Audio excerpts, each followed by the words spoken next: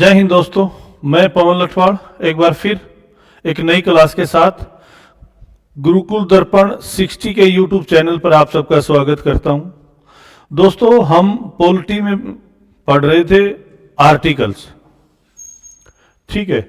उससे पहले मैं आपको बता दूं, गुरुकुल दर्पण 60 जहां सफलता एक जिद है, जिद जुनून आपकी रगों में दौड़ना चाहिए। इसको करने के लिए कहने से कोई चीज जिद नहीं होती, उसको पाने की ललक आपके अंदर इतनी होती है कि उसको पाने के बाद ही रुके। समय देना पड़ता है, अपने अंदर पेशेंस बनाए रखना पड़ता है, तब ये चीजें आपके अंदर काम करती हैं। एक जगह एकांत में रहकर आप एसएससी सीजीएल 2025 के लिए जुड़ सकते हैं। सीपीओ है, सीएचएसएल है, एमटीएस, एसजीडी के फॉर्म अप्लाई हो चुके हैं। जैसे अभी कोई भी स्टेट एग्जाम, जैसे हरियाणा की मैं बात करूं, हरियाणा सीईटी, इसकी तैयारी आप कर सकते हैं। RPF constable, SI, NTPC, 12th level और ग्रेजुएशन लेवल, ठीक है। हमारी फैसिलिटीज है बेटा कि बॉयज और गर्ल्स का कैंपस है हमारा, ठीक है। रनिंग के लिए बेहतरीन प्लेग्राउंड है, रेजिडेंशियल कैंपस है, खाना पीना रहना, class, library, weekly test, typing, mentorship और डिसिप्लिन तो लठवाल सर का आप जानते ही हैं।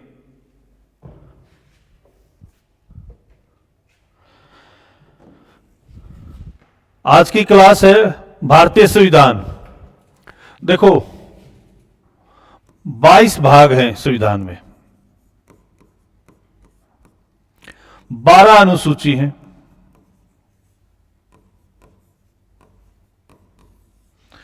और टोटल 395 आर्टिकल है। ये है हमारा संविधान।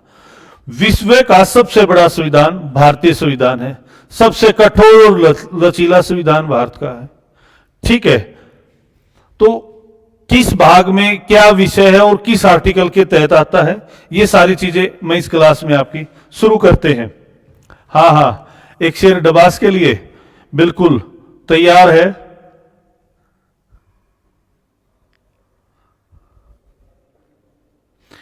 आपकी सोहरतों पे दाद देता होगा जमाना। डबास बेटा लिखना बाद में, पहले सुन लिया अगर तू। आपकी सोहरतों पे दात देता होगा जमाना, मेरे चाहने वाले मेरी बदनामियों पे फिदा हैं, ठीक है। अब लिख ले। हाँ, क्लास की तरफ कंटिन्यू करते हैं। भाग 1 है। भाग 1 का विषय है संघ और उसका राज्य क्षेत्र। ये आर्टिकल 1 से 4 के बीच में दिए गए हैं। संघ और उसका राज्य क्षेत्र आर्टिकल 1 से 4 के बीच में है। दूसरा है नागरिकता।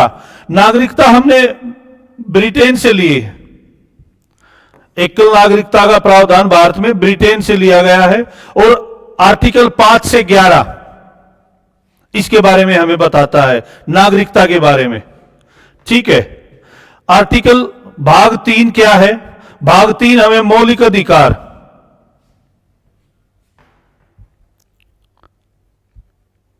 ये हमने यूएसए से लिए हैं, यूनाइटेड स्टेट ऑफ अमेरिका।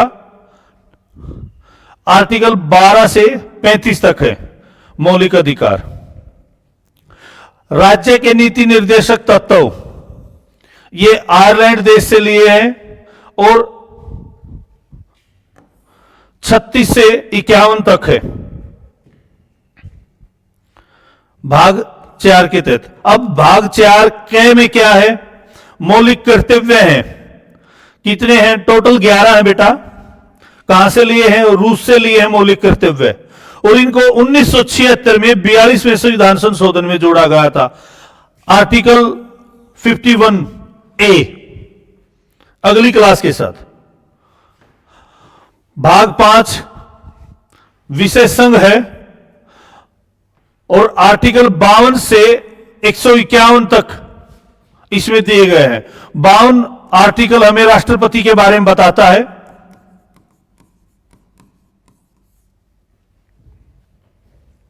फिर भाग 6 विषय है राज्य का, अनुच्छेद 152 से 237 के बीच में।